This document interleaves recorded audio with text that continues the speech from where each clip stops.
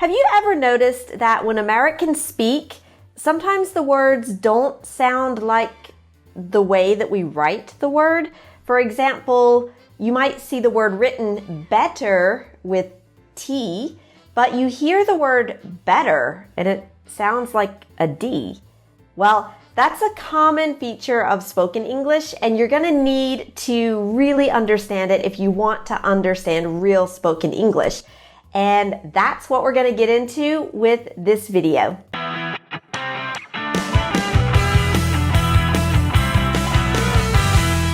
Now, you already know that spoken English, what you hear, it can be very different from what you read.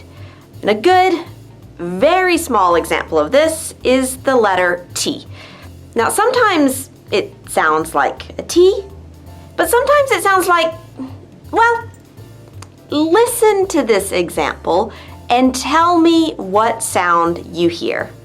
In a small little town for a NATO base in Germany.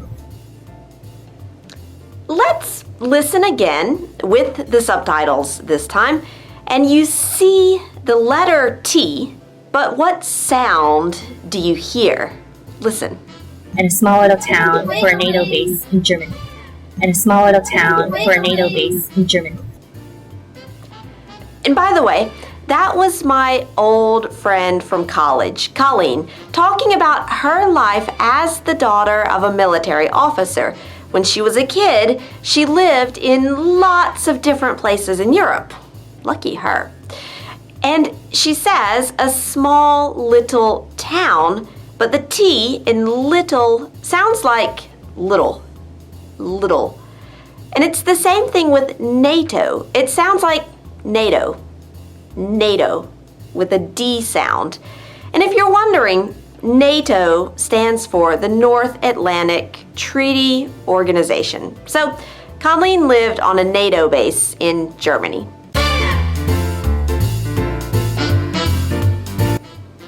We'll see a short extract from my conversation with Colleen, and then we'll zoom on some specific parts. But for now, just listen to the extract and don't worry if you don't catch everything. There are no subtitles for now because, well, real life doesn't have subtitles, and we're working to train your ear. Now, let's watch this video. Okay, yeah, so like you had been to Spain before, but as a kid. Yes, and then you don't like appreciate it when you're that little. You're just like, whatever. Yeah, right. You're just like, yeah, I just live here, so whatever. Yeah, right. And so, like, where all did you go?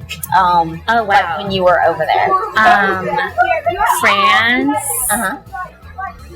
Of course, Germany. Yeah. Because that's where you live. Yes. Yeah. Well, I lived in Germany, and then I moved to across the border because it's like right on the border of the Netherlands. I'm sorry. And then I lived in Maastricht for 2 years. Okay. Yeah, Sorry. Okay, so France, Germany. I traveled to Italy. I traveled to Hungary. I traveled to Czech Republic. Yeah. And then, I did a Mediterranean cruise. So sorry, where we stopped in Greece and Malta and Ephesus, Turkey. Okay. Right. So you went like all around. Yeah, pretty much. Like I said, don't worry if you didn't catch everything. We're going to look at it together. Listen to the phrase twice without subtitles and see, 1, if you can understand it, and 2, if you can hear the D sound where you would read a T. Listen. I traveled to Italy. I traveled to Italy. Okay, now let's see it and hear it. I traveled to Italy. I traveled to Italy. So we don't say Italy, but Italy. Italy. Now, let's hear this in the context of the conversation. Okay, yeah, so like you had been to Spain before, but as a kid. Yes, and then you don't like appreciate it when you're that Yeah. little. You're just like, whatever. Yeah, right. You're just like, yeah, I just live here, so whatever. Yeah, right. And so, like, where all did you go? Oh, Like wow. when you were over there. France. Of course, Germany. Yeah. 'Cause that's where you lived. Yes. Yeah. Well, I lived in Germany, and then I moved to across the border because it's like right on the border of the Netherlands. I'm sorry. And then I lived in Maastricht for 2 years. Okay. Yeah, right. Sorry. Okay, so France, Germany. I traveled to Italy. I traveled to Hungary. I traveled to Czech Republic. Yeah. And then, I did a Mediterranean cruise. So sorry, where we stopped in Greece and Malta and Ephesus, Turkey. Okay. Right. So you so- went like all around. Yeah, pretty much.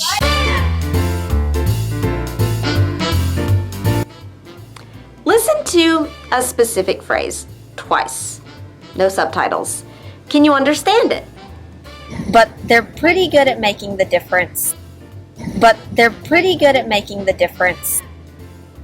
Now let's see the subtitles and hear it.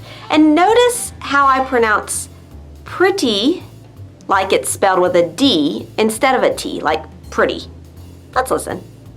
But they're pretty good at making the difference.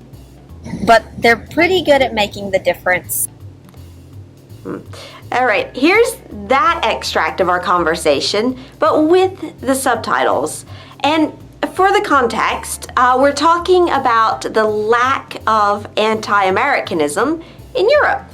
Listen and watch the conversation. Like, okay, so let's see. If you can remember, let's see. What did you like about France? Well, I liked it because the people were nice. Yeah. And like in America, like some people were like, oh, the French hate Americans. Yeah. But from my experience, they were super nice Yeah, to me, especially when I was like, where am I? Yeah. They were like, do you need help? And I was like, sure. Yeah. And like, well, I think maybe like people don't like American foreign policy or like American government policy, but they're pretty good at making the difference between like the official stuff and then like the people who are just True. people and they're traveling, so they want to discover your country. And, Right. Yeah. Okay. So what about Italy? And for vocabulary, pretty good means very good. And we often use pretty as an adverb in front of an adjective to mean either very or fairly, just a little. For example, it's pretty hard to understand real American English, but you're improving already. It'd be easy if you could learn that T sounds like D and that it would be true all of the time, but sorry. This is English and the rules are a little bit crazy. Here's a little rule. The T is pronounced D when it's between two vowel sounds, like with Italy and NATO. But also when the T comes after an R and before a vowel sound, like with pretty and gritty. So how did you do? Could you understand some of the things that we said, even though, we were using that flap T sound where the T sounds like a D? Anyway, if you want to continue, training your ear to understand Americans when they speak fast, if you want to better understand their accent and you want to feel less lost in real conversations, then I've got a playlist for you. It's got a couple of videos that are really going to be very practical for training your ear to understand better. It's right there. I definitely recommend that you check out some of those videos, and I'll see you in the next episode.